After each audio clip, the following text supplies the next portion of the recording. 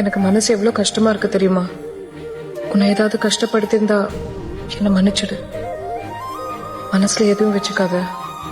உன்னை இப்படி பார்க்கவே எனக்கு ரொம்ப கஷ்டமா இருக்கு. நான் ஒவ்வொரு நாளும் எவ்வளவு சண்டைகளை பார்க்கறேன் தெரியுமா? அதெல்லாம் உன் கூட என்னால நினைச்சு கூட பார்க்க முடியாது. ஏன் மனோ சண்டை வந்தா அதை சரி பண்ணிட்டு வாழணும்னு நினைக்க மாட்டாங்க? பிரியறது தவிர வேற வழியே இல்லையா?